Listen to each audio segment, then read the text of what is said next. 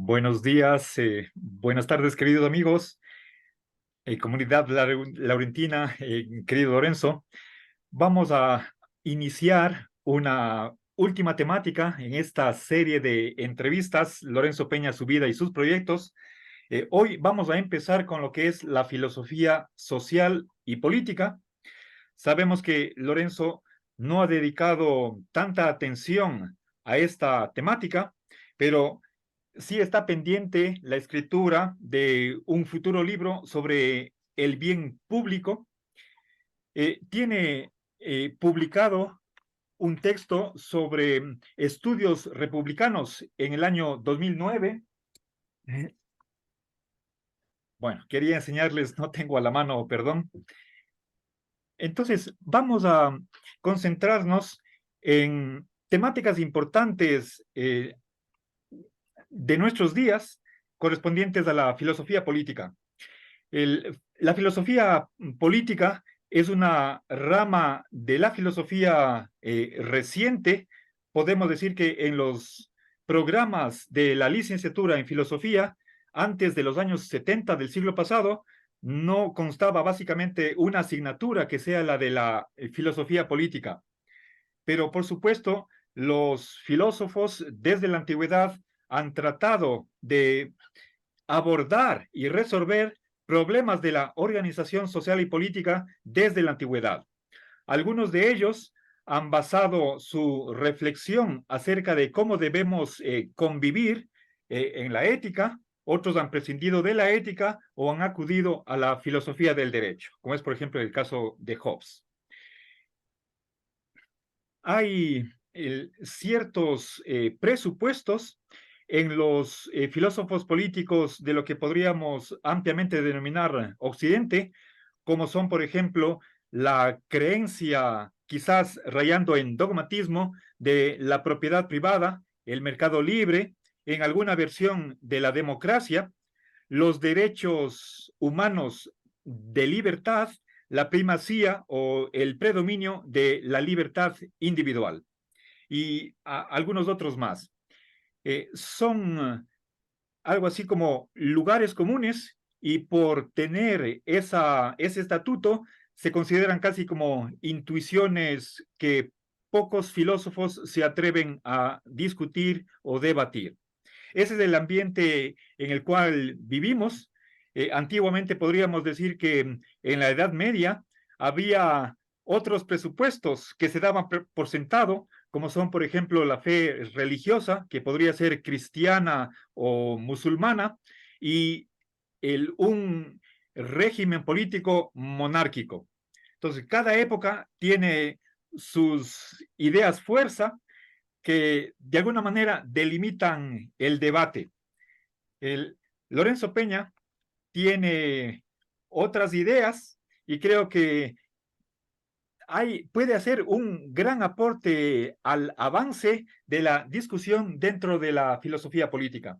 Entonces, en este programa de hoy, vamos a una primera parte de lo que son las ideas focales de Lorenzo Peña con respecto a la filosofía política.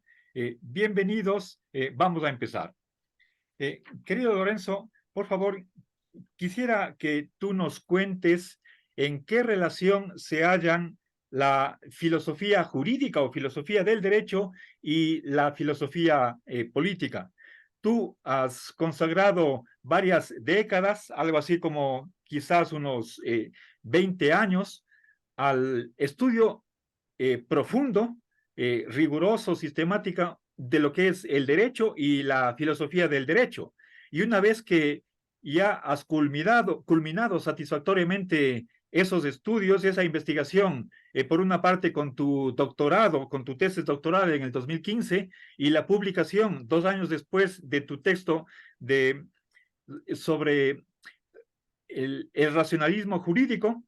Ahora, ¿quieres tú, con esa base jurídica, lanzarte a la reflexión sobre filosofía política?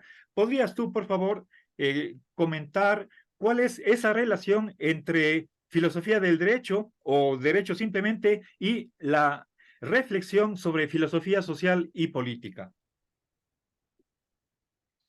Bueno, efectivamente yo he consagrado al derecho y a la filosofía jurídica no 20 sino 25 años, eh, o 26, desde el año 97, desde mediados de 1997, pues ya van 26 años en que mi temática principal ha sido el derecho, la filosofía jurídica.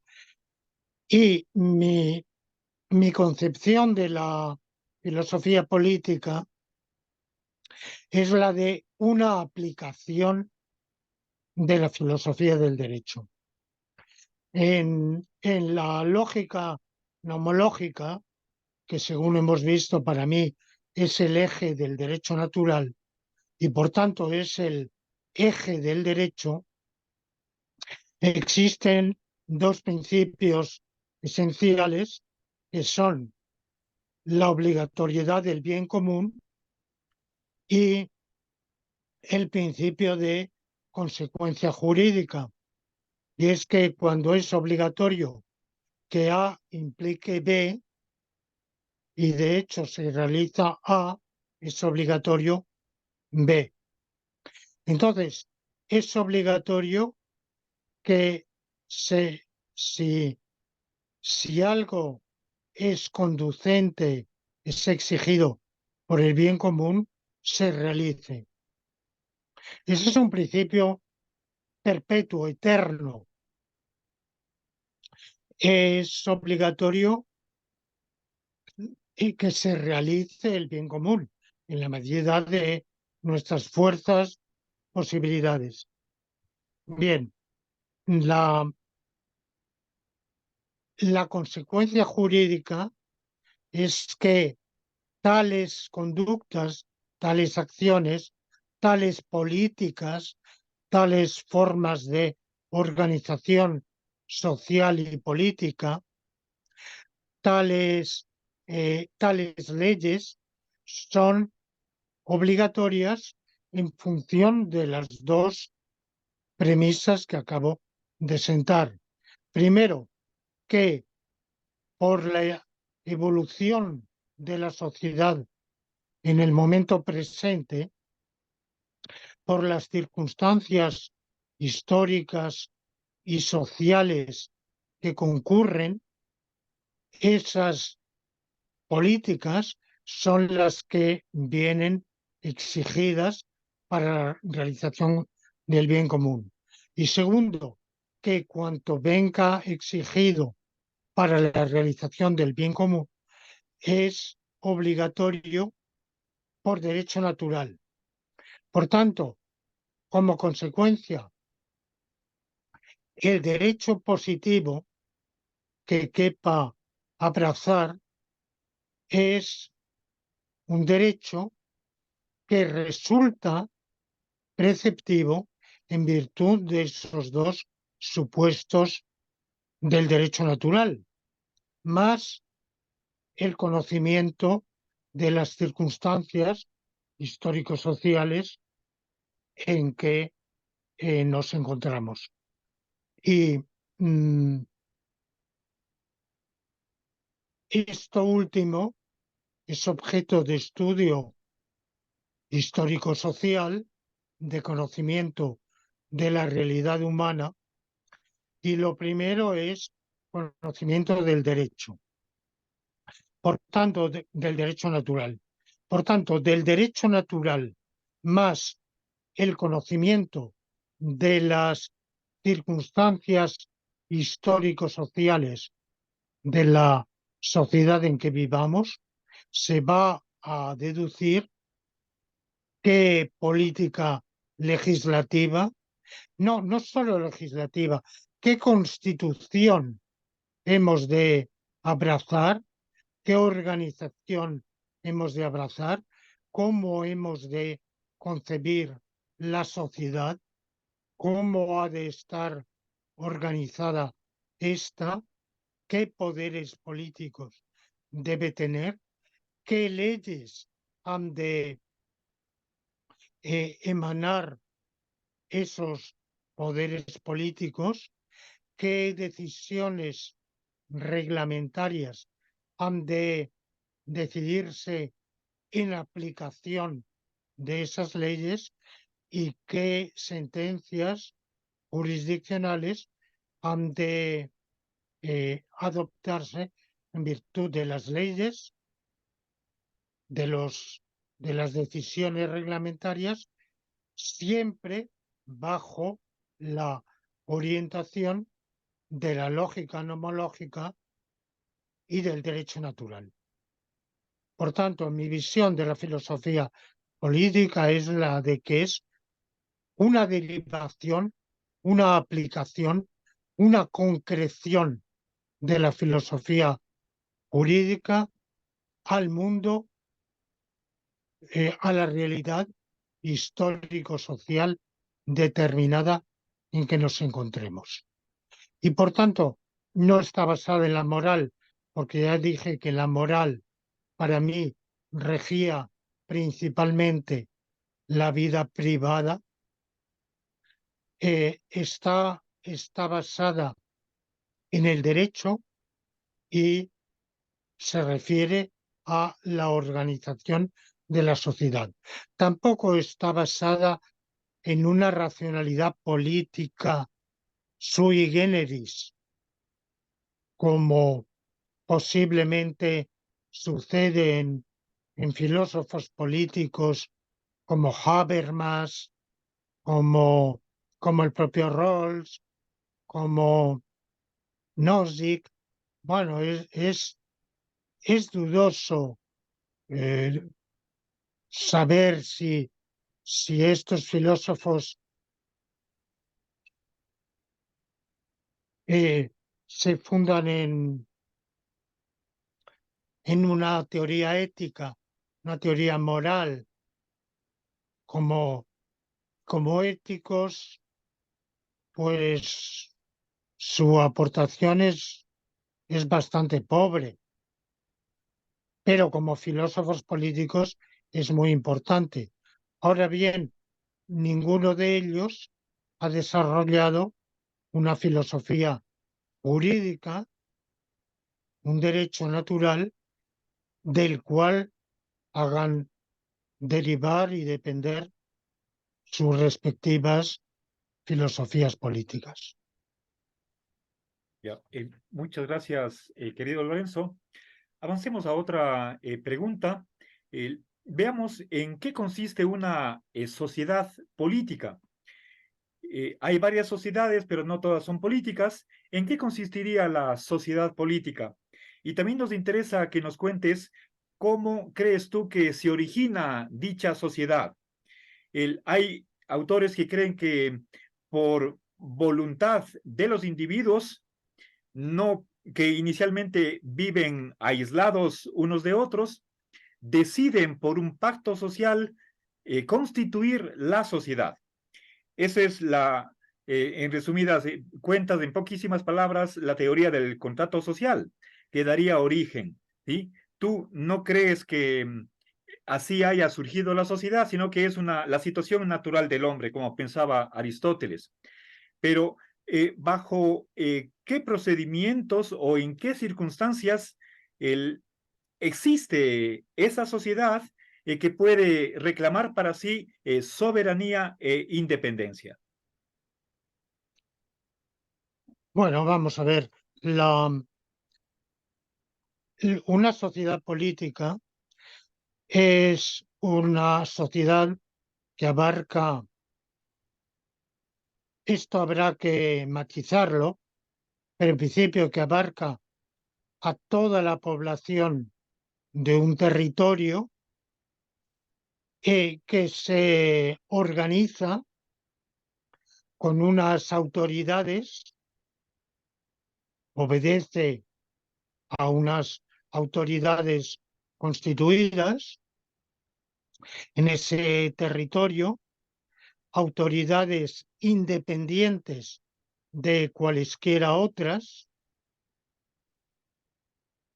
externas, foráneas, e incluso de de entidades supranacionales, porque bueno, esto me temo que nuestro par de emisiones es demasiado corto para que yo lo aborde, pero yo hoy ni siquiera creo que exista propiamente hablando un derecho internacional. Es lo que llamamos derecho internacional, es un orden normativo sui generis, cuasi jurídico o pseudo jurídico. De manera que la autoridad constituida en una sociedad política no obedece, no está jurídicamente obligada a obedecer a ninguna otra, extranjera ni supranacional, ni siquiera internacional. Su independencia consiste en eso, en no depender. Y la soberanía consiste en que cualquier cambio de la estructura, de la organización, ha de venir desde dentro de la propia sociedad. O sea, la propia sociedad está capacitada para modificar su organización y reemplazarla por otra. Lo cual es así independientemente de que la sociedad sea o no sea democrática. No tiene nada que ver con ese asunto.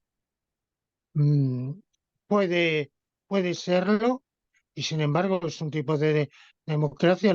Por ejemplo, en el discurso de inauguración del presidente Abraham Lincoln en marzo de 1861, diciendo que no existía derecho de secesión, pero decía, el pueblo norteamericano tiene derecho, a pesar de que su estructura política es democrática, si está disconforme con esa democracia, tiene derecho a sublevarse y establecer otro régimen político.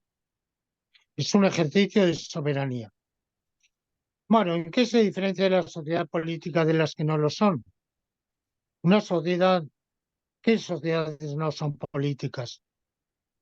Pues, por ejemplo, una religión, una confesión religiosa, una sociedad de amigos de la naturaleza, la sociedad de estudios de la Grecia clásica, las asociaciones, son sociedades, las sociedades por acciones, anónimas, limitadas, las cooperativas, los clubs, eh,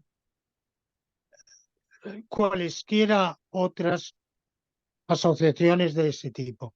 ¿Cómo se origina una sociedad política? Bueno, pues en la medida en que nos podemos fiar de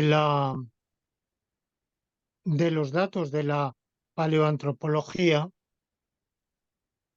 el- la sociedad humana primitivamente fue una sola, fue un grupo de simios que genéticamente mm, mm, muy relacionados entre sí, un clan, digamos, que se desgajó y, y seguramente con vida viviendo en una unidad, en un grupo, pero ese grupo fue, de él se fueron desgajando ramas que se fueron dispersando por la faz de la tierra, fueron ocupando diferentes territorios y como resultado de una larguísima evolución histórica de cientos de miles de años, de las emigraciones, de las guerras, en parte también de las delimitaciones territoriales, de afinidades, porque esos resultados en las guerras, pues no han sido independientes de las afinidades. Por eso muchas poblaciones, muchas sociedades humanas tienen una relativa homogeneidad, en el sentido de que en muchas de ellas, no todas, ni, y es posible que ni siquiera la mayoría, hay una lengua preponderante, una cultura preponderante que aúna a la mayor parte de la población. Pero incluso eso hay que ver que muchas veces es muy reciente. Por ejemplo, en la Francia, pensamos en Francia como un país muy homogéneo, los franceses muy unidos por la lengua. Bueno, hasta finales del siglo XIX, la mayoría de los franceses ni hablaban ni entendían el francés. Pues la mayoría de la población era campesina y era rural y hablaban lo que en Francia se llama sus patois. Así fue después la enseñanza obligatoria y gratuita de la Tercera República la que, no de golpe, sino al cabo de decenios, impuso el francés. En Italia ha sucedido lo mismo muchísimo más tarde. Todavía hoy los dialectos, que son lenguas totalmente diferentes del italiano, muchos de ellos son preponderantes. En el Nepal, en la República del Nepal, antes reino, hay 100 idiomas. Idiomas sin contar dialectos. Idiomas totalmente ininteligibles. En Papua Nueva Guinea, que es un país artificial, hay 1000 idiomas. Pero vamos, en otros países, por ejemplo en Afganistán, hay una lengua preponderante, el afgano, pero preponderante quiere decir que es hablada por el 40% de la población, 35-40, es la más numerosa, es la mayor minoría. En Etiopía, el Ahmara, que es una lengua semítica, es también la mayor minoría, hablada por un 30, 35, 40% de la población. Ahora, como digo, las sociedades políticas se han constituido por los hechos de la historia. Es la historia, la geografía, la historia, las que han pergeñado esas unidades que generalmente eh, han desembocado en sus delineamientos actuales porque las poblaciones han tendido, por afinidad, han apoyado a los ejércitos. O sea, no es pura casualidad, por ejemplo, que España esté asentada sobre la península ibérica, toda ella excepto Portugal, que fue un accidente histórico, una contingencia histórica en la que provocó una separación fortuita que finalmente se prolongó.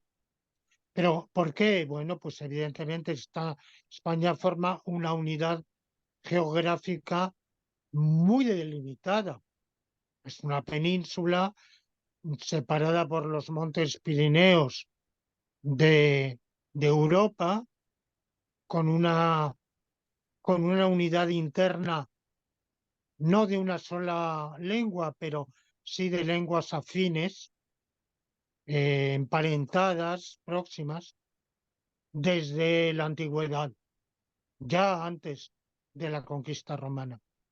De manera que, claro, en otros casos, pues las circunstancias históricas que han determinado que una sociedad política exista y tenga la configuración que hoy tiene, por ejemplo, la República Oriental del Uruguay. Bueno, la República Oriental del Uruguay hubiera podido no existir perfectamente sin Artigas. Eh, no, no estaba predestinada, hubiera formado parte probablemente de la República Argentina, o si no, se la habría tragado el imperio brasileño como quiso hacer, ¿no? Bueno, de manera que hay Nicaragua. Nicaragua estaba por su geografía, su cultura, su... Pues no, en realidad son contingencias históricas las que han determinado que teniendo vecinos al norte y al sur del mismo idioma, la misma cultura, habiendo formado unidad política con ellos durante una parte del siglo XIX, pues la vida política ya ha consolidado esa separación. De manera que se constituyen por circunstancias históricas afortunadas o desafortunadas. No, no todas ellas son afortunadas, pero bueno, una vez que existen, pues es un poco como los matrimonios. ¿Cómo se constituyen las parejas humanas? Un poco por circunstancias de la vida. Pero bueno, una vez que se ha constituido, evidentemente tienen un valor. Bueno, pues yo creo que las sociedades políticas tienen un valor. Ya, muchas gracias, querido Lorenzo. Ahora, quisiera por favor que nos comentes cómo está constituida esta sociedad política. ¿Es por individuos o por familias que tienen cada una su hogar? ¿Debería fomentarse socialmente la constitución, la estabilidad de las familias? ¿Tienen las familias derechos y obligaciones? Yo creo que la sociedad política es un cúmulo, pero es un cúmulo mereológico. Vamos a ver, voy a explicar esta noción. A diferencia de los cúmulos o conjuntos, los todos, o sea, las sumas mereológicas, tienen una relación de todo aparte que es transitiva. Los apóstoles son un cúmulo de 12 individuos y ese cúmulo es un miembro del cúmulo de todos los cúmulos de 12 miembros. Pero ningún apóstol es miembro del cúmulo de cúmulos de 12 miembros. La relación de miembro a cúmulo o de miembro a conjunto no es transitiva. La relación de parte a todo es transitiva. Entonces, el cuerpo humano es un cúmulo de sus partes. ¿De qué está constituido nuestro cuerpo? De células, de tejidos, de órganos, de tractos o aparatos. Por ejemplo, el aparato digestivo es una unidad que a su vez está constituida por órganos como el estómago, por ejemplo, eh, mm, es uno de, y el hígado es todas todos las vísceras y órganos que lo integran, y nuestro cuerpo está constituido por todo eso. Entonces, el individualismo, la ideología individualista, que es uno de los dogmas del, de la doxa de occidentalista, él sostiene que la sociedad está constituida por individuos, nada más. Bueno, pues yo pienso, y luego hay una variante no individualista, la, la de Kimblica y otros comunitaristas, Charles Taylor, eh, quizá, quizá otros, eh, que, que sostienen que una sociedad está constituida por comunidades culturales. Bueno, esto en el Ecuador, este tipo de ideología está muy representada por un grupo social y político muy característico que puedo abstenerme de denominar. Y, esta corriente es la que ha fomentado el multiculturalismo. Es decir, por ejemplo, la sociedad norteamericana estaría formada por los europeos americanos, africanos americanos, latinos, y luego dentro de ellos la comunidad LGTBIQ y otros. A veces se dice también las mujeres. Habría, supongo, una intersección, porque yo me imagino que de los negros la mitad son de un sexo y la mitad del otro. O sea que, y bueno, y también, bueno, ese tipo de concepción multiculturalista, yo pienso que es deletérea, no vamos a hablar de ella en nuestras dos sesiones porque tenemos un tiempo muy limitado. Pero en cambio yo sí creo que hay una parte importantísima de de la sociedad política que es la familia, el hogar. Eh, mm, Cuando yo estudiaba economía política, justamente cuando inicié mis estudios jurídicos, hará 27 años, todavía se enseñaban los economistas, que son en su 99% con matices partidarios del marginalismo, ya sea en su variante keynesiana, ya sea en su variante austríaca, monetarista, la que sea, pero todos ellos son subescuelas de el marginalismo. Bueno, pues todos ellos consideraban que la unidad económica de consumo y de ahorro es el hogar, no el individuo. Por ejemplo, hay un problema muy difícil en la economía política y es distinguir el gasto del ahorro. ¿Por qué? Porque muchos gastos son gastos de medio y largo plazo. Por ejemplo, comprar una vivienda, que es consumo o inversión. Comprar un automóvil que dura menos que una vivienda, que es consumo o inversión. Pero incluso comprar un frigorífico, pues en cierto modo es una inversión. No compra uno un frigorífico cada año. Y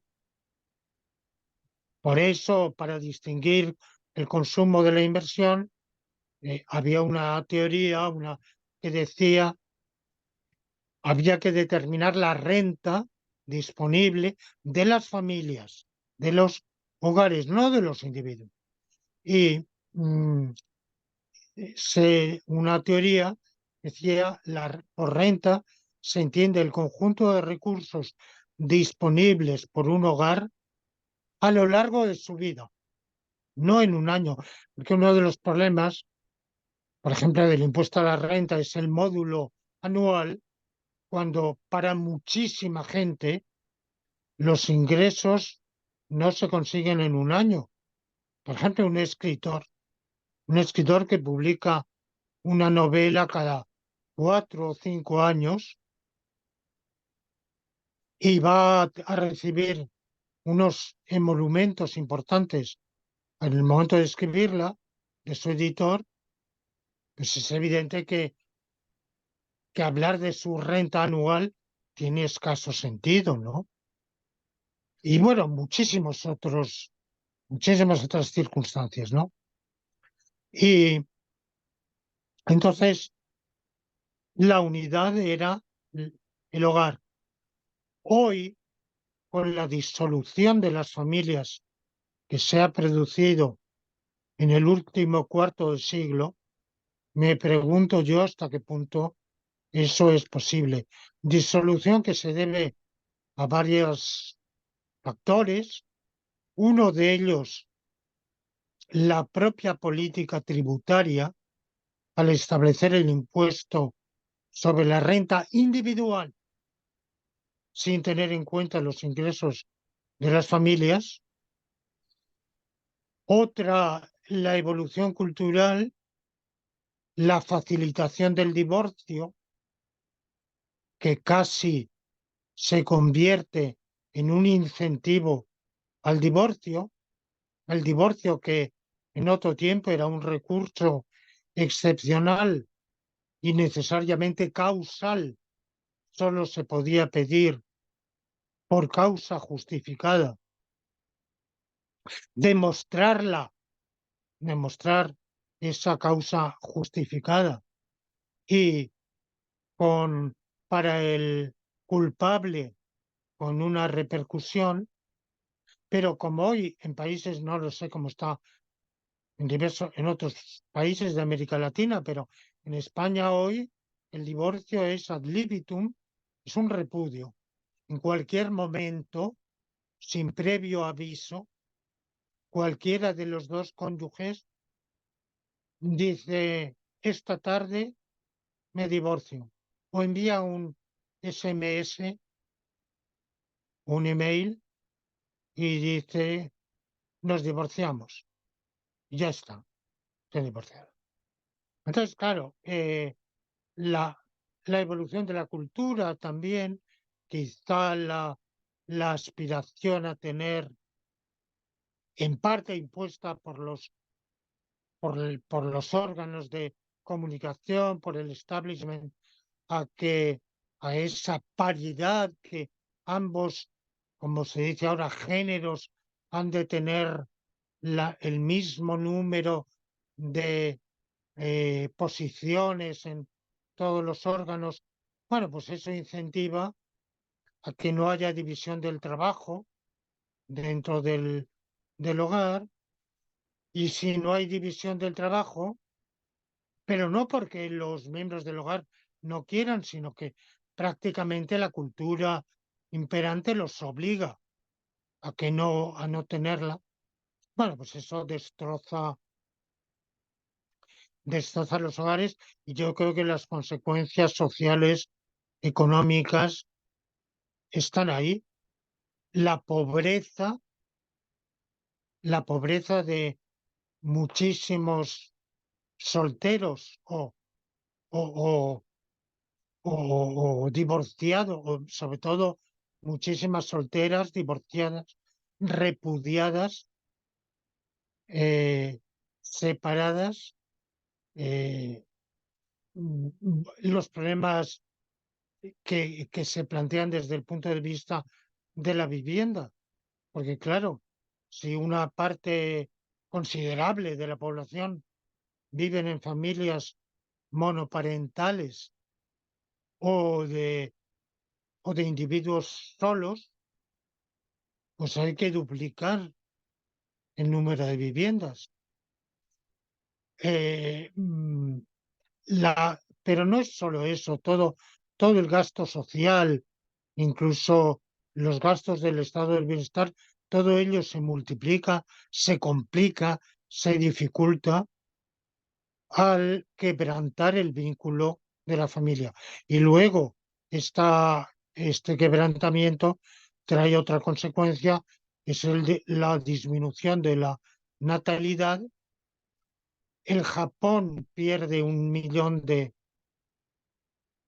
japoneses al año, o sea que podemos prever en qué año la población japonesa se habrá extinguido. 1 millón al año está claro. Dentro de 100 años no existirá población japonesa. Eh, Evidentemente, destrozada la familia, pues no hay aliciente a la procreación. No digo que sea el único motivo, pero sí un motivo más.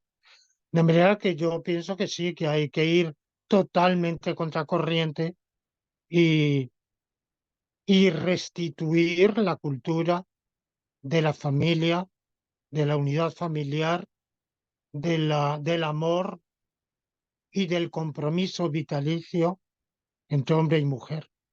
Creo que es un bien para ambos cónyuges, pero es sobre todo un bien para la propia sociedad.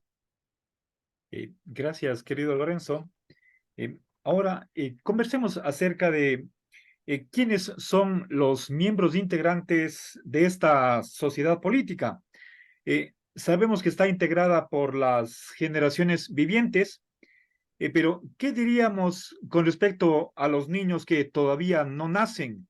¿También son ellos miembros de la sociedad? Y finalmente, ¿es la sociedad un portador, un sujeto de derechos? Bueno, yo creo que la sociedad política está constituida no solo por las generaciones hoy vivientes, sino también por las pasadas y por las futuras. Por eso creo que nadie niega que al organizar la, la sanidad pública hay que pensar no solo en quienes vivimos hoy, sino si se hace un plan de 3 años para la consolidación de dispensarios, ambulatorios o centros de salud, hay que pensar en quienes van a nacer y vivir en esos 2 o 3 años como mínimo, ¿no? Pero con un plan un poco más a largo plazo, ahora se están haciendo por el alarmismo climático planes para la transición ecológica, energética de aquí a 50 años. Hay que pensar en la población de aquí a 50 años. Pero yo pienso que también las generaciones pasadas. Ahora, quiénes formamos las generaciones hoy vivientes? Hay un instante en el cual eh, se, se empiece a formar parte de esta sociedad. Pues no, yo pienso que no hay tal momento, mm, porque ¿cuál sería?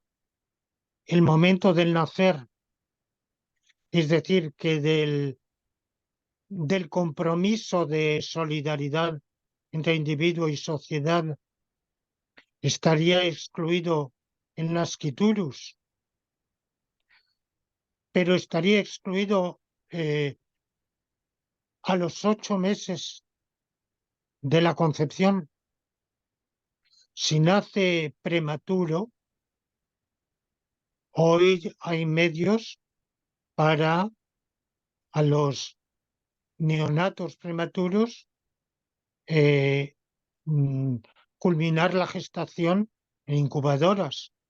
Todos hemos visto estos días la cantidad de niños en Gaza muertos porque las incubadoras se han quedado sin electricidad y por tanto los nacidos prematuros pues han muerto, sencillamente, han pasado a ser cadáveres. Pero, pero cuando estaban en las incubadoras eran sujetos de derecho, eran miembros de la sociedad o no. Porque si no eran miembros de la sociedad, ¿por qué ésta, a expensas del contribuyente, está haciendo un gasto considerable para mantenerlos en vida y hacerlos y tratar de que tengan un futuro vital eh, satisfactorio, sano, de manera que pensamos que esos nacidos prematuros son miembros de la sociedad. Pero eso es posible hoy por el desarrollo de la técnica médica contemporánea. Hace 50 años no era posible y no sabemos dentro de 50 años si la interrupción del embarazo a los 4 o 5 meses no va a permitir completar la gestación extrauterina en incubadoras mucho más perfectas que las actuales. Ni sabemos si a lo mejor, porque hoy la gestación se puede iniciar en útero, en vitro, completar mediante una implantación uterina en el útero materno y culminar en una incubadora. No sabemos, no podemos excluir que dentro de 10, 15, 50 o 80 años pueda realizarse íntegramente fuera de un útero materno. En realidad esto entra dentro mm, de lo presumible, de lo esperable.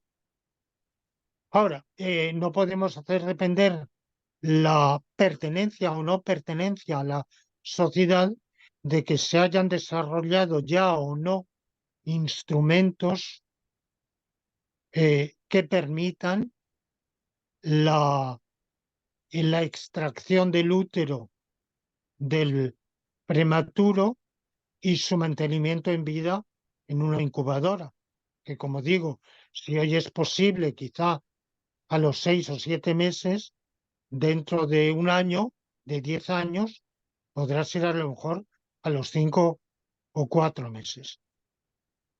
Yo entiendo que un cigoto, el óvulo fecundado unicelular, el día de la fecundación, no es un ser humano,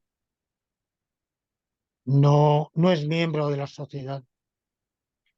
Podemos considerar que metafísicamente es el mismo individuo que llegará a ser un ser humano, pero todavía no es un ser humano.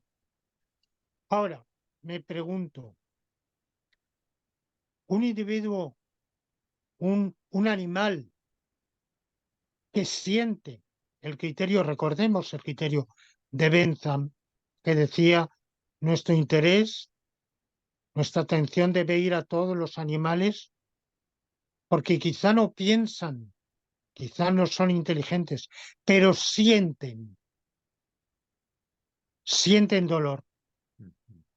Bueno, pues sabemos perfectamente que un ser humano a las 5 o 6 semanas de su gestación, y antes incluso, tiene dolor, siente dolor, que a las 6 semanas es un cuerpo que tiene un corazón que late.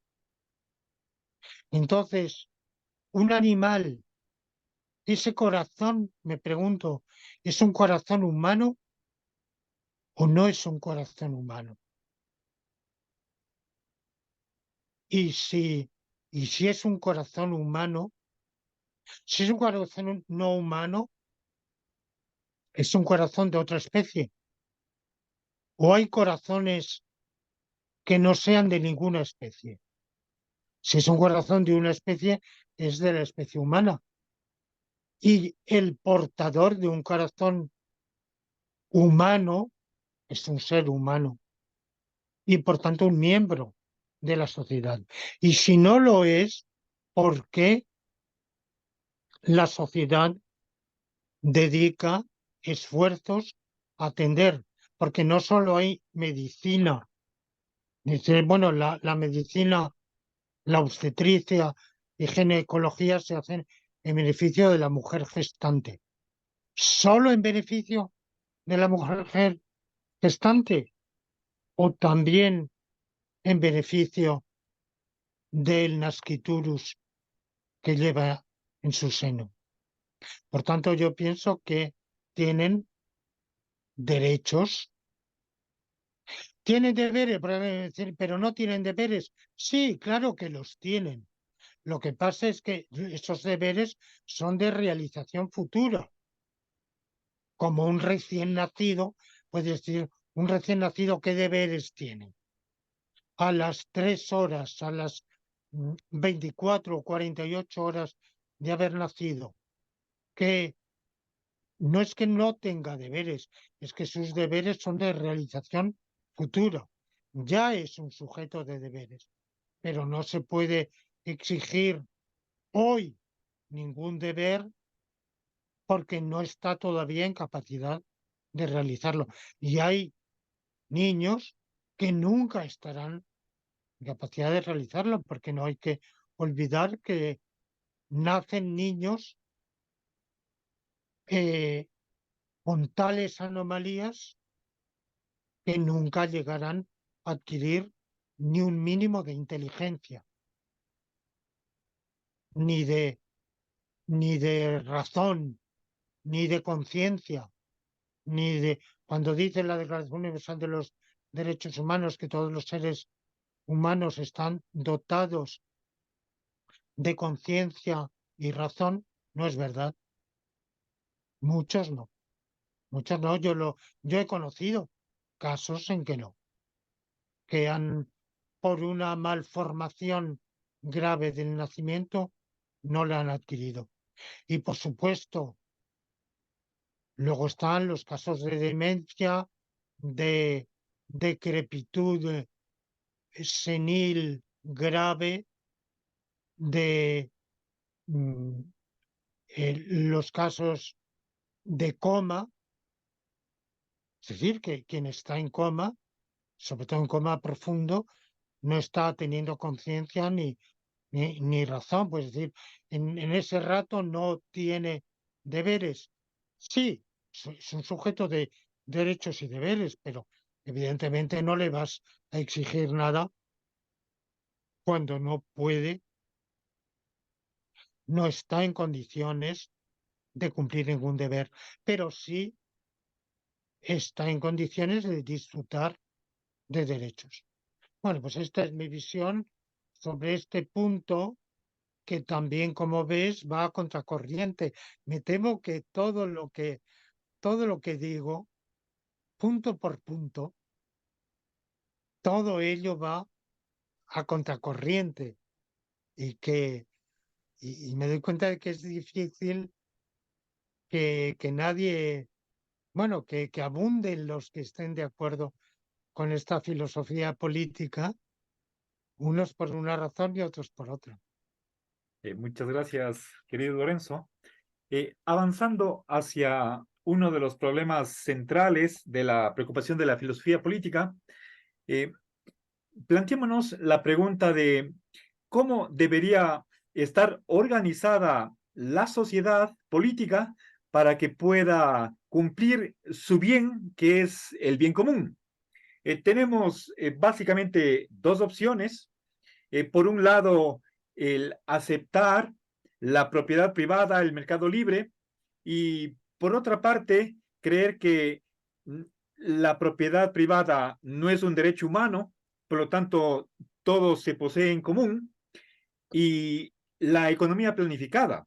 Por supuesto, también entre estos dos extremos cabría una organización mixta de la sociedad política. ¿Cuál es tu opinión al respecto, por favor? Pues mi opinión al respecto es la de Santo Tomás de Aquino, eh, y no solo él, sino una larguísima lista de padres de la Iglesia Católica, la que tiene Leibniz, y es que el derecho natural no establece la propiedad privada, sino la propiedad común. La, lo que se deriva del principio del bien común es la propiedad común, no la privada. Santo Tomás pone en el mismo plano la esclavitud y la propiedad privada.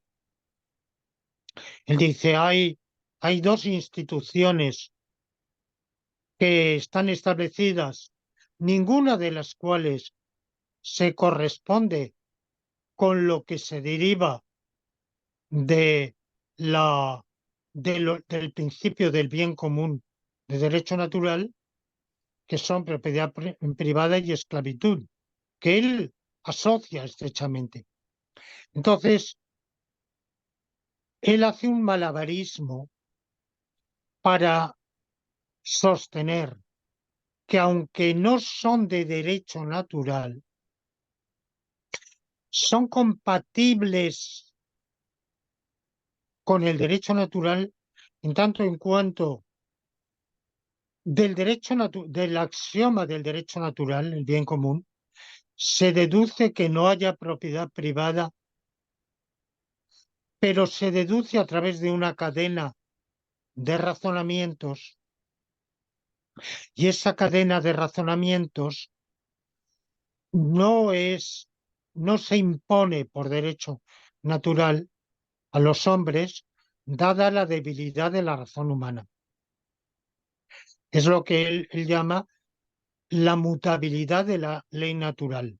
En sus fundamentos la ley natural es inmutable, pero en sus corolarios es mutable no porque de suyo lo sea, sino porque el ser humano es débil, está acechado también por, por, su, por sus malas tendencias, por tentaciones, por la concupiscencia, como dijeron tantos otros padres de la Iglesia, la propiedad privada es un resultado del pecado.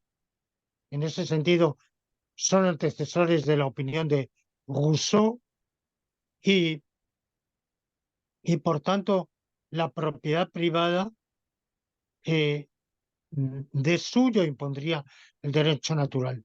Bueno, yo voy más lejos que Santo Tomás.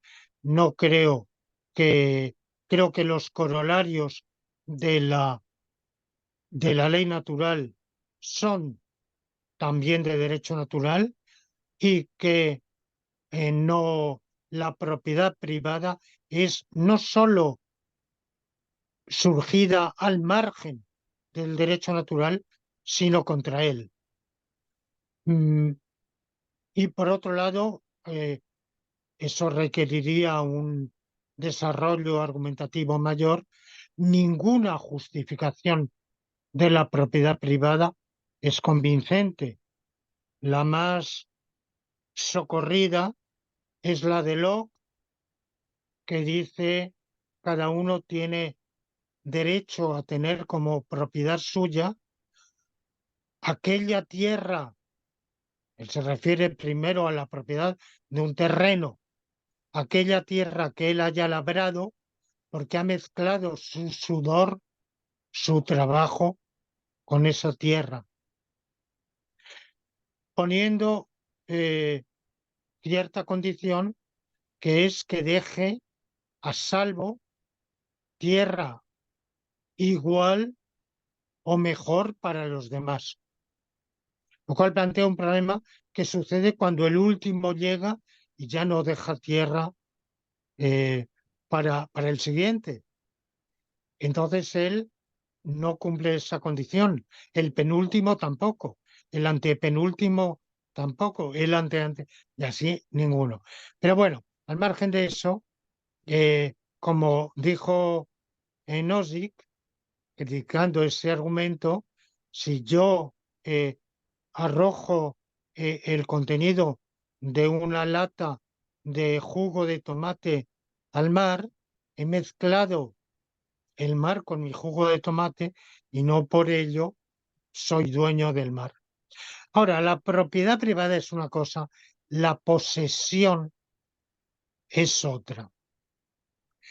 Poseer, poseer es tener, y se puede tener, un inquilino tiene una vivienda que, le ha alquilado el dueño.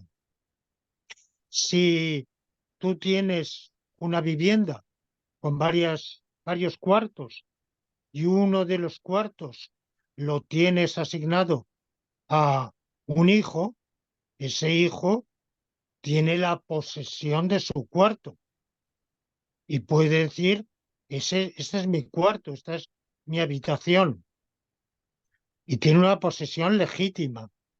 ¿En qué se diferencia esa posesión de la propiedad? La propiedad es el derecho de usar un bien, disfrutar de él, beneficiarse de él y deshacerse de él. Cuando alguien tiene un derecho de uso y de disfrute, pero condicionales y sin derecho de deshacerse de él, tu hijo que ocupa esa habitación no tiene derecho a venderla, a vender, a vender su habitación eh, a un amigo o a quemarla. Bueno, esta habitación es mía, yo soy dueño de ella, o a destruirla, o no, tiene un derecho de uso y disfrute limitado y condicionado, porque incluso si después tú tienes más hijos y la habitación hay que compartirla, donde había una cama hay que poner una litera, pues quiere decirse que, la, que son derechos de uso y disfrute, pero limitados, condicionados.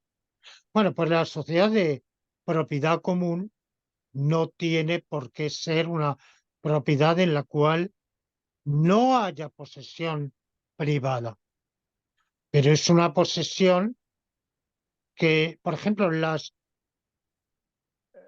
comunidades juteritas, que son comunidades cristianas, donde todos los bienes son comunes.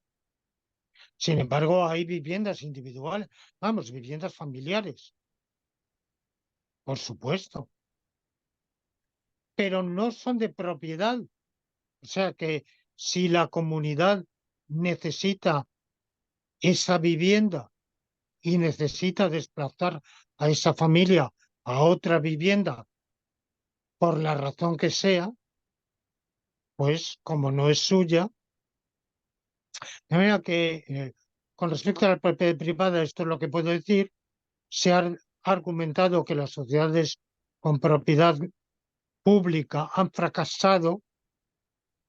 Bueno, yo considero que esa afirmación es errónea, en general malévola, hecha por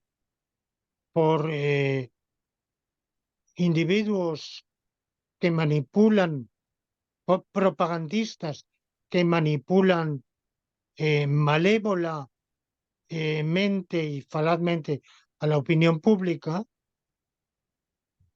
que no ha habido tal fracaso y que es verdad que desde dentro las propias élites de sociedades donde nunca se estableció la propiedad común, nunca se abolió la propiedad privada, pero esta quedó restringida más o menos a bienes de uso personal o familiar, más o menos. Bueno, pues son sociedades en las cuales las élites han capitulado, han arriado esa bandera, se han rendido, han destruido desde dentro esas sociedades. Pero eso no prueba el fracaso, eso prueba la traición de esas élites porque querían ser élites, envidiaban a las élites. Claro, ese es un problema, ese es un problema serio. En una sociedad con propiedad común, la élite nunca podrá disponer de los privilegios de que disponen las élites del mundo de propiedad privada. Y por tanto tenderá a envidiar a las élites del mundo de propiedad privada, digamos del mundo capitalista. Y por tanto tenderá a restablecer la propiedad privada para llegar a adquirir ese nivel de riqueza. Ese es un problema serio, una seria dificultad que quizá yo ahora mismo no tengo ninguna receta para, para decir, para evitar que eso se produzca. No creo que hayan recetas milagrosas. Reconozco que es un problema y hay muchos otros. Pero como principio yo creo que ni la economía de mercado tiene las ventajas que sus turiferarios y propagandistas dicen. Yo creo que la humanidad ha progresado, ha avanzado, ha mejorado y sigue mejorando pese a la economía de mercado, no gracias a la economía de mercado, y que cuando ha habido sociedades donde el mercado ha estado mucho más limitado, pues ha ido mejor, se ha avanzado más, ha sido más beneficioso, los, eh, los derechos de bienestar se han atendido mejor. No digo que con propiedad privada los derechos de bienestar estén absolutamente pisoteados o ignorados, pero sin duda la propiedad común es más idónea, más satisfactoria, más adecuada para la satisfacción de esos derechos de bienestar. Claro, esto al abrazar este punto de vista, automáticamente quiere decir que yo soy comunista, soy un autor comunista en el sentido auténtico, etimológico de la palabra. Y de hecho, recuerdo perfectamente en una conferencia de un colega a la que asistí sobre otro tema, y ese colega dijo, había leído y reseñado mi libro Estudios Republicanos y, y infirió perfectamente que yo era contrario a la propiedad privada. Entonces, en su conferencia, aunque era sobre otro tema, dijo, bueno, yo no soy contrario a la propiedad privada, como lo es mi amigo Lorenzo Peña. Y se volvieron varios de los asistentes. "Y, Lorenzo es comunista". O sea, solo, solo el decir, pues luego la palabra comunista que tiene un sentido u otro, unas connotaciones. Bueno, desde si tú dices que eres contrario a la propiedad privada, todos automáticamente van a decir eres comunista. Bueno, pues sí, yo lo soy, y a mucha honra Y efectivamente creo que la sociedad comunista es muchísimo mejor que la propiedad con propiedad privada, y que la propiedad con propiedad privada, la sociedad con propiedad privada es contraria al derecho natural. Una contrariedad que, que puede atenuarse estableciendo servidumbres, limitaciones a esa propiedad que la condicionen, pero de suyo la existencia misma de la propiedad es contraria al bien común. Querido Lorenzo, al formularte la pregunta, te planteé dos extremos. Por una parte, unir propiedad privada más mercado libre. Por el otro extremo, propiedad común más economía planificada. Y te di una tercera posibilidad que es una organización social mixta. ¿Podrías añadir algunas palabras sobre esta tercera posición, por favor? Sí, claro, esa es la tercera posición, es la que yo considero que es la hoy recomendable, porque pasar la objeción que Leibniz, como he dicho, defiende la propiedad común, pero él mismo se formula dos objeciones. Primera, que los hombres son demasiado egoístas para preocuparse de los bienes comunes y son inclinados a velar por lo suyo, tal como hoy por hoy. Él no dice para siempre, hoy por hoy. Y segundo, que tal como está organizada la sociedad, pasar de la sociedad según está organizada a una sociedad con propiedad común provocaría una gran perturbación, un gran trastorno. No lo dice en esos términos, pero está pensando en que, claro, los propietarios, los privilegiados, no van a renunciar a sus privilegios sin resistencia.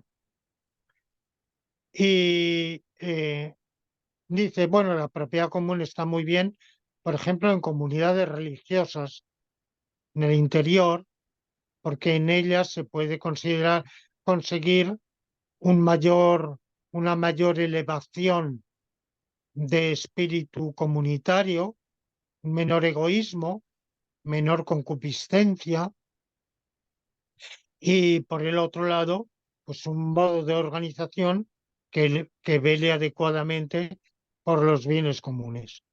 Entonces propone unos sucedáneos que, bueno, valen lo que valen. Hoy por hoy, en la sociedad actual, yo que soy evolucionista, gradualista, cumulativista, no creo en el salto. Creo que cualquier intento de establecer súbitamente, revolucionariamente, la sociedad comunista sería peligroso. De hecho, la experiencia lo prueba, y pienso en una vía evolutiva en la cual efectivamente haya que transitar por una economía mixta, en la cual haya propiedad pública de una parte de los medios de producción y privada de otra parte, un sistema de economía planificada, pero con una planificación imperativa, desde luego, pero flexible, no, no rígida, no, no estricta, que dé un margen, que conceda un margen a la iniciativa privada. Bueno, creo que ese tipo de economía mixta es la más indicada para el mundo de hoy y para un futuro previsible de una, dos o tres generaciones, digamos, con tendencia, con tendencia, eso sí, a ese futuro sin propiedad privada y sin economía de mercado. Ya, muchas gracias, querido Lorenzo. Ahora, en una de las preguntas anteriores, hemos visto que los integrantes de la sociedad política son los hogares, es decir, las familias. Y por lo tanto, esa relación que hay entre individuo y sociedad está mediada por la familia a la que pertenecen los individuos. Ahora, ¿cuál es el vínculo más preciso, detallado entre el individuo y la sociedad, sabiendo que es un miembro de familia? Quisiera que me digas el, cuál es esa reciprocidad que hay entre, por una parte, el individuo con respecto a la sociedad y viceversa, la sociedad con respecto al individuo. ¿Qué derechos y tienen cada uno de ellos recíprocamente? Pues vamos a ver, la, ese vínculo sinalagmático, o sea, de derechos y obligaciones recíprocas entre individuo y sociedad, lo podemos llamar pacto social. Mi reparo al llamarlo pacto social es doble. Uno, que el pacto, cuando decimos pacto, parecemos entender un contrato que hemos suscrito voluntariamente, mientras que ese pacto social entre individuo y sociedad, entramos en él en el momento en que somos concebidos, antes de nacer y por supuesto al nacer, y no hemos hecho ningún acto de voluntad.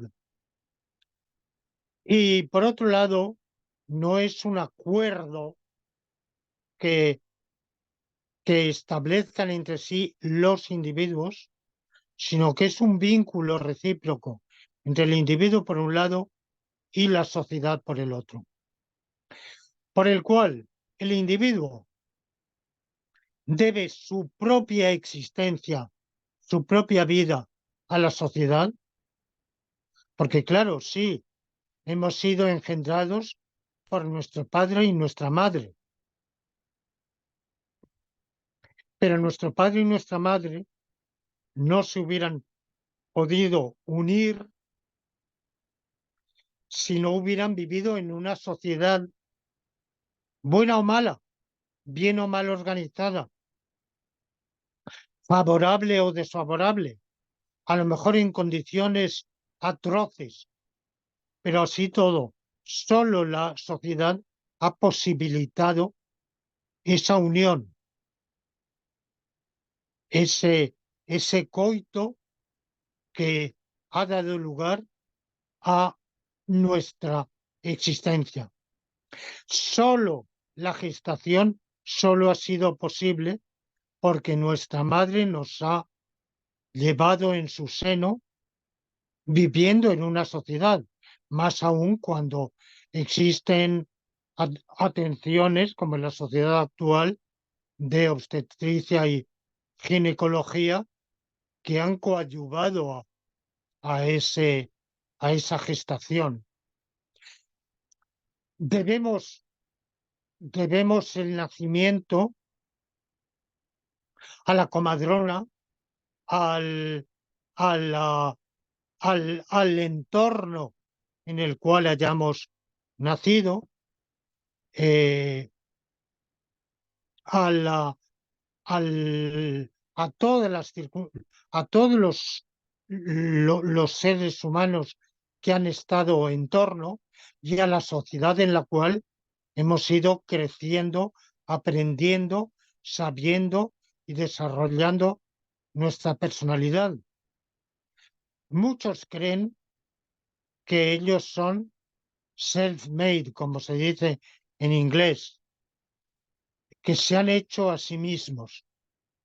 Existe ese orgullo, esa soberbia, diría yo, de quien cree que se lo debe todo a sí mismo, sin darse cuenta de que no sería absolutamente nada sin los demás, a quienes debemos la vida el conocimiento, la salud, la inteligencia, la razón, no la habría, el lenguaje.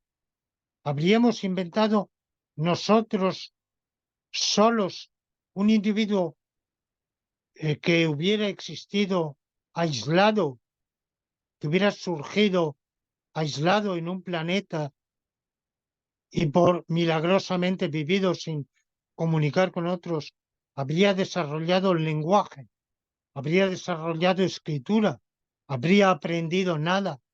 Si nuestros maestros, buenos o malos, si nuestros profesores, buenos o malos, sin los, sin quienes nos han dado empleo, buenos o malos empleadores, sin quienes nos han, ah, se han unido a nosotros, las sociedades, todo eso, quienes, quienes han formado nuestros círculos de amigos, de conocidos, de, por supuesto, nuestra pareja, si tenemos la suerte, la inmensa fortuna de tenerla.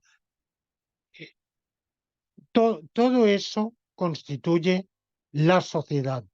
Esa sociedad tiene un bien común y entonces la sociedad tiene para con el individuo la obligación de hacer participar a ese individuo del bien común. Y el individuo tiene para con la sociedad la obligación de contribuir al bien común. ¿Contribuir cómo? Pues contribuir no siendo, esencialmente yo diría, no llevando una vida de ociosidad. Quiere decir, trabajando, aportando a la sociedad. ¿Trabajando cómo? O sea, trabajando de mil modos.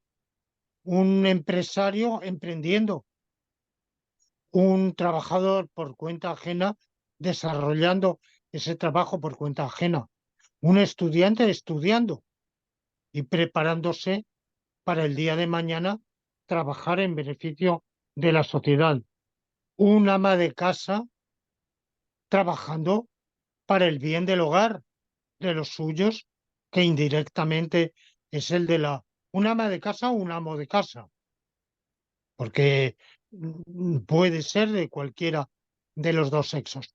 Si por la organización que libremente han aceptado, uno de los dos asume las tareas domésticas, es un modo perfectamente lícito, legítimo y respetable de organización hogareña, hoy en descrédito, pero que yo pienso que si es aceptado libre y comúnmente es digno de todo respeto, bueno, pues ahí tenemos una aportación al bien común.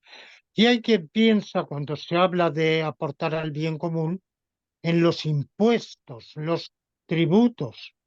Ciertamente que pagar los tributos es uno eh, de los modos de contribuir al bien común.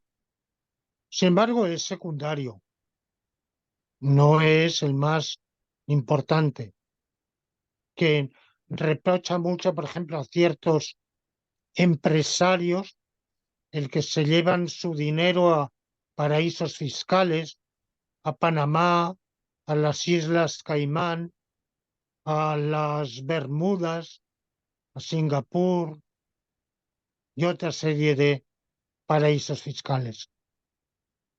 Bueno, el problema más grave para mí no es que de ese modo se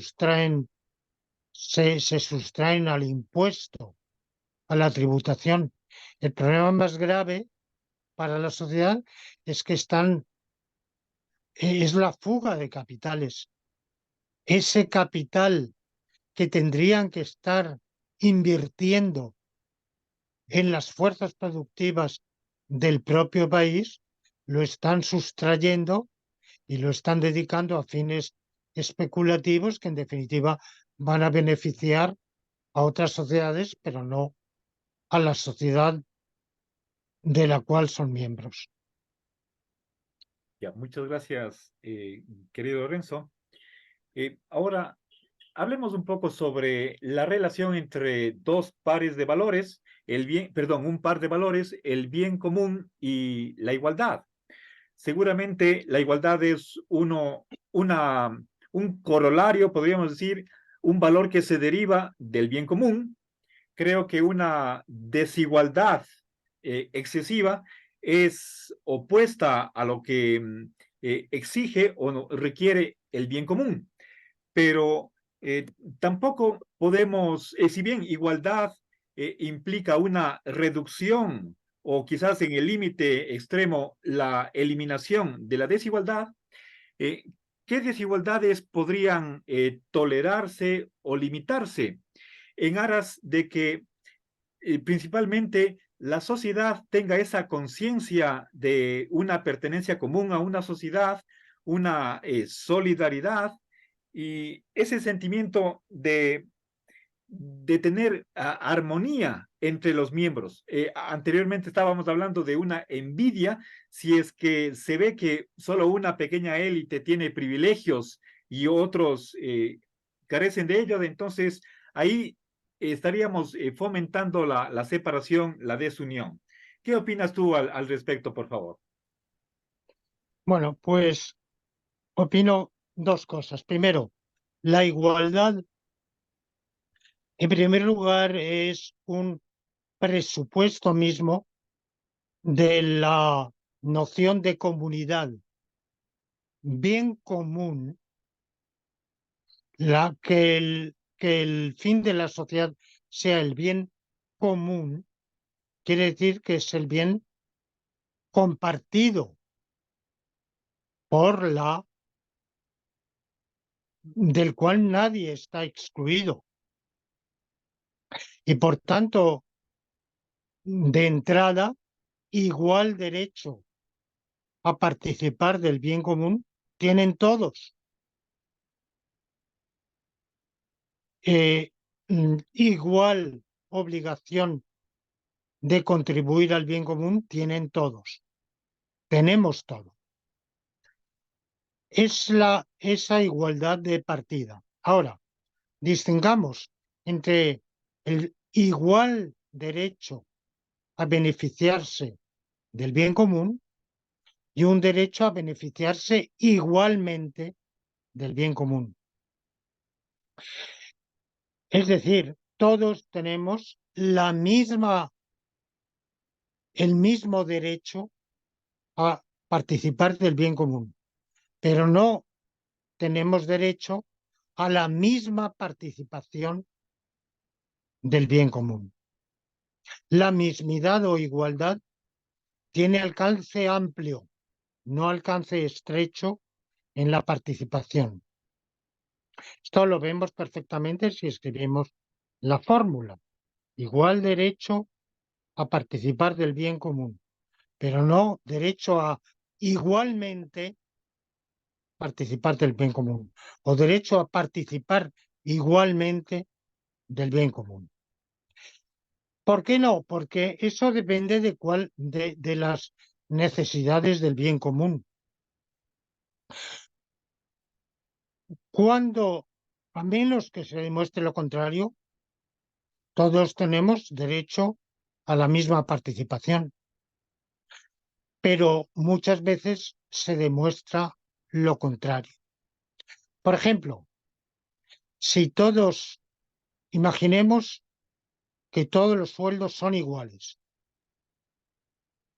El de quien decide trabajar a medio tiempo y quien decide trabajar a tiempo completo.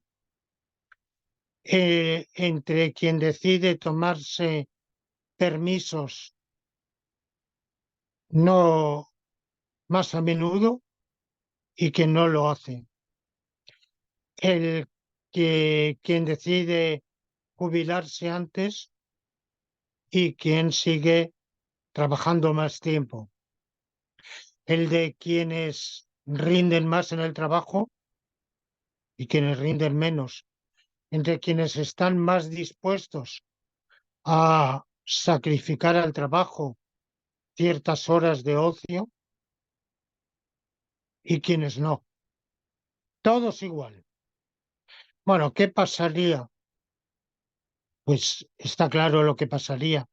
Y es que en principio muchos seguirían trabajando más y esforzándose por un sentido del deber, pero paulatinamente su moral se iría resintiendo y acabarían diciendo estoy haciendo el tonto, yo me estoy esforzando y finalmente estoy trabajando para quien no da golpe y vive a mis expensas.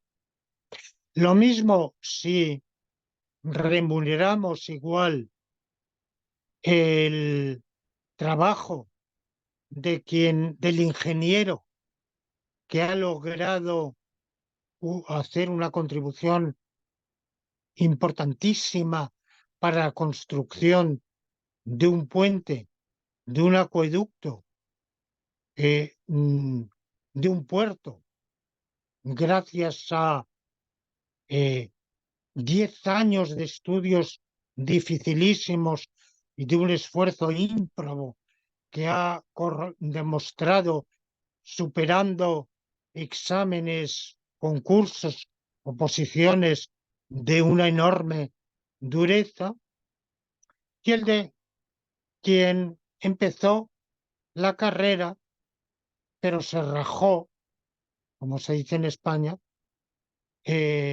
botó la toalla, dijo, "Uy, esto es muy duro", y bueno, pues se contentó con otro tipo de empleo. Dentro de los ingenieros, evidentemente, ni mucho menos vamos a comparar el de quien ha sacado el título, pero no va más allá, y el de quien ha perseverado en mejorar, perfeccionar, eh, mm, ir más lejos, ascender en su conocimiento, buscar mejores soluciones, o a lo mejor ha tenido la suerte de encontrarlas. Bueno, pues si remuneramos igual lo uno que lo otro, tendremos una sociedad de mediocres. No habrá grandes médicos, ni grandes físicos, ni grandes ingenieros, ni, ni grandes historiadores, ni buenos profesores, si no tienen ningún tipo de compensación por su esfuerzo, su mayor trabajo. De manera que ahora, bien, eso quiere decir que tiene que haber algunas diferencias, algunas desigualdades en aras del bien común. Lo exige el propio bien común. Por ese igual derecho a participar del bien común surgen unas desigualdades que son necesarias para el bien común. Y el límite, como tú lo has dicho, es cuando las desigualdades llegan a ser tan grandes que el de más abajo tiene la impresión de que no forma una comunidad armónica con el de más arriba. Por ejemplo, en un equipo de ciclismo hay un jefe de filas, un equipo de 10, 12 miembros, los que sean, hay un jefe de filas que es el que aspira a estar en el podium al finalizar la carrera, número uno. Y luego hay gregarios cuya misión es ayudar al jefe de filas. Y puede haber algún otro que está intermedio y que puede disputar la hegemonía o llegar a suplantarlo. Bueno, Los gregarios ganan menos, pero si la distancia entre el jefe de filas y la del gregario es de 1 a 20, 1 a 50, 1 a 100, el gregario tiene la impresión de que no forma un verdadero equipo con el jefe de filas, que el beneficio del jefe de filas, a él, el que gane la carrera, el jefe de filas, no lo beneficia mayormente. De manera que el sentimiento de unidad del equipo, la armonía del equipo, la cohesión de la sociedad requiere poner un tope a las desigualdades. ¿Qué tope? Pues solo la experiencia puede decirlo. Yo no puedo decirlo dogmáticamente si de 1 a 20, de 1 a 50 o de 1 a 10. No lo sabría, no lo sabría decir. Pero desde luego estoy convencido. Es una idea además que ha desarrollado también este autor al cual ya me he referido más veces, Peter Peter Turchin, este historiólogo norteamericano de origen ruso, ha desarrollado esta idea de que una desigualdad excesiva comporta un quebranto para la cohesión social que a su juicio se ha producido en la actual sociedad norteamericana, según su punto de vista. Hasta llegado cierto punto, las desigualdades estaban limitadas y a partir de los años 70 aproximadamente ha habido un incremento de la desigualdad que ha provocado una pérdida del sentimiento de unidad, de cohesión social. Bien, muchas gracias, querido Lorenzo. Y ya para cerrar la presente entrevista, una última pregunta que tiene que ver con las sanciones. El, si bien el fin de la sociedad es el bien común, no todos están conscientes de eso o a sabiendas infringen sus obligaciones de contribuir al bien común. Por lo tanto, hay necesidad de eh, sanciones, un derecho penal. Ciertas personas tienen que recibir algunos castigos. Hay una teoría muy popular que es la del utilitarismo, el, el cual dice que el castigo como parte de la justicia tiene que estar subordinado al, a la felicidad colectiva. Entonces, la justicia tendría que ver más con el futuro, con prevenir futuros delitos antes que con el pasado. Ahora, ¿tú cómo ves los criterios de la justicia, y especialmente, perdón, la cuestión del castigo, frente o en relación con que tiene que servir de instrumento, digámoslo así, tú me dirás es que lo ves en tales términos con respecto al bien común, que la justicia penal y principalmente el castigo tiene que servir a este gran valor que es el bien común de la sociedad. Bueno, vamos a ver, yo creo que el bien común, el bien es inseparable del mal. Hay esa ley de unidad de los opuestos por la cual no hay bien sin mal. La so- l- es difícil hablar de bien o mal en el mundo inerte de los astros. Hay bien o mal en que el sol irradie eh, o que o que Júpiter dé vueltas alrededor del sol o mm, bueno, no lo En fin, vamos a ver, eso plantea un problema. Yo pienso que sí, que hay un bien, que la mera existencia del universo es un bien, porque sin él no habría vida, claro está. O sea que, en cierto modo, pero prescindiendo de eso, donde hay bien es en el mundo viviente, pero en el mundo viviente solo hay bien acompañado del mal. Son los seres vivos que luchan por su vida es porque se enfrentan a la amenaza del mal, que es la muerte. Las especies que luchan por su supervivencia es porque se enfrentan a la amenaza de su extinción. Cada sociedad humana se enfrenta también, la sociedad política humana se enfrenta también a sociedades políticas rivales que persigan objetivos contrarios y que entren en conflicto con ella. De manera que los males a que nos enfrentamos no todos están causados por nosotros mismos, por miembros de nuestra sociedad.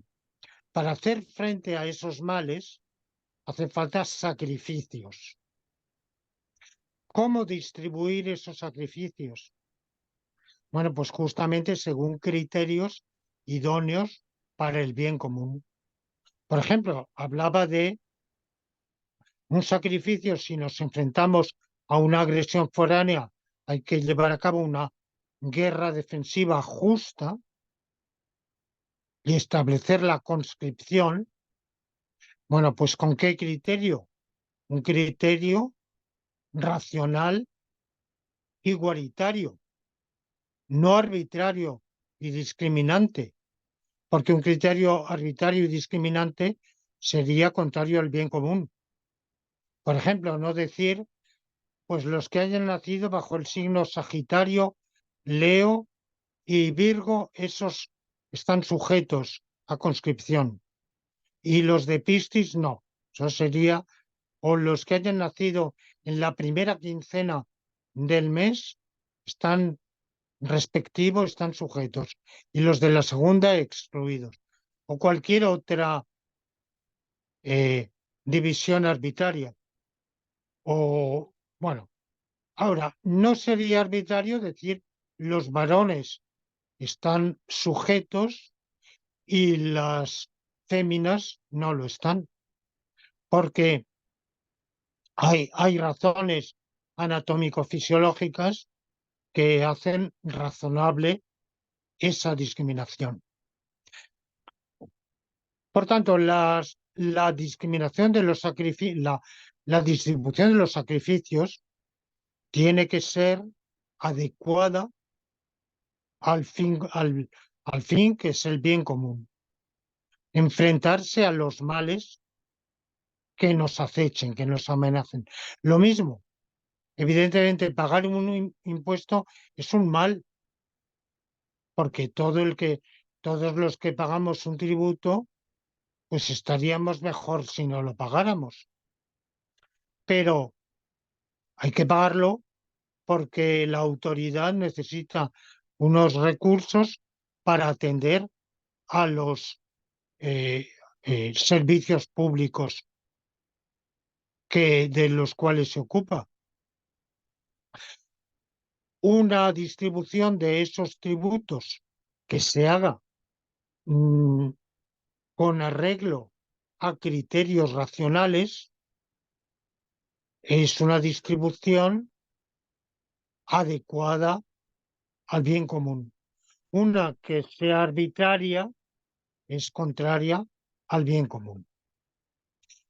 Bueno, pues la pena hay que verla, la pena no solo la pena propiamente, el castigo penal, sino la sanción. Puede ser también una sanción administrativa, una multa por exceso de velocidad en la carretera o por cualquier otra infracción de tráfico que no es delictiva, una sanción tributaria que no es por delito, sino sencillamente por una demora excesiva en el pago del tributo. Bueno, pues por haberme demorado un mes tengo que pagar una sanción que no es sencillamente una sanción administrativa. Bien, ¿con qué criterio ha de hacerse? Y el utilitarismo de Beccaria en el siglo XVIII marcó un avance, un pensamiento humanista, humanizante, al decir, mire, no vamos a cargar a quien ya ha tenido la desgracia de cometer el delito, porque no deja de ser una desgracia, no lo vamos a cargar no lo vamos a apabullar con el reproche. Vamos simplemente a decir, por el bien de la sociedad, hay que disuadir del delito. Y hay que disuadir del delito castigando el delito. El problema con esto es que la mera disuasión, la mera justificación utilitaria, no distingue entre castigar al culpable y castigar a otro. Muchas veces ha habido, por ejemplo, un crimen y las autoridades no logran averiguar quién ha sido el criminal y como no logran averiguar, se lo inventan. Y entonces la policía, el fiscal, por un motivo liviano de sospecha o a veces arbitrariamente, por malquerencia, por denuncia de un vecino que odia por otra razón, por lo que sea, sin pruebas, se dice, bueno, alguien, alguien hay que condenar porque si no la opinión pública está inquieta. Claro, y la opinión pública se aquieta, se tranquiliza, si finalmente se le dice se ha descubierto al culpable y se lo ha condenado. Sí, pero claro, lo, el problema está en que si adoptamos ese criterio y se sabe, hay que decir, eso es injusto. Eso es injusto porque como yo prefiero evitar la palabra justo e injusto, uno de los, yo me he marcado unas pautas de pulcritud conceptual y es evitar desarrollar mi filosofía política prescindiendo de ciertas palabras que dan lugar a confusión, como autonomía, dignidad y justicia. Y tratar de desarrollar toda la filosofía política sin usar ninguna de esas tres palabras. Bueno, pues lo que yo diría es, si la regla que nos sirve para adjudicarle el castigo a alguien es que a alguien hay que encontrar que se castigue, si eso se sabe, produce muchísima mayor intranquilidad. Porque claro, si ha habido un crimen y no se ha averiguado quién lo cometió, ciertamente produce cierta inquietud.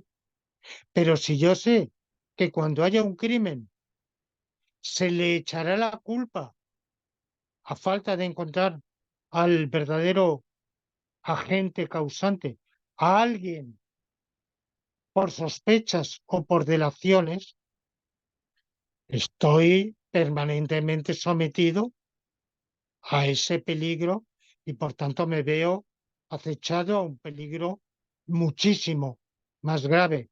Eso quebranta todavía más la sociedad. Y por eso el castigo ha de corresponder a aquel que efectivamente ha delinquido, no a otro, según la gravedad de su delincuencia, según la gravedad del hecho, según el grado de ilicitud de ese hecho, porque no todos son igualmente ilícitos. Bueno, pues esto es lo que podemos decir, el merecimiento. Hay un merecimiento de la pena. ¿Quién tiene ese merecimiento de la pena? El que ha perpetrado el hecho ilícito. En la medida, en una doble medida, en la medida en que efectivamente lo ha perpetrado y en la medida en que es ilícito. En esa medida merece una sanción que no merece otro y sería contrario al bien común el condenar a un inocente. Condenar al inocente es contrario al bien común, condenar al culpable proporcionalmente, moderadamente, es beneficioso para el bien común. Muchas gracias, querido Lorenzo. Con esto damos por terminada la presente entrevista, que ha sido la primera sobre la temática de la filosofía política. Continuaremos el próximo domingo en esta misma área. Invitamos a todos cordialmente a que nos continúen mirando. Muchísimas gracias, querido Lorenzo. Un buen día.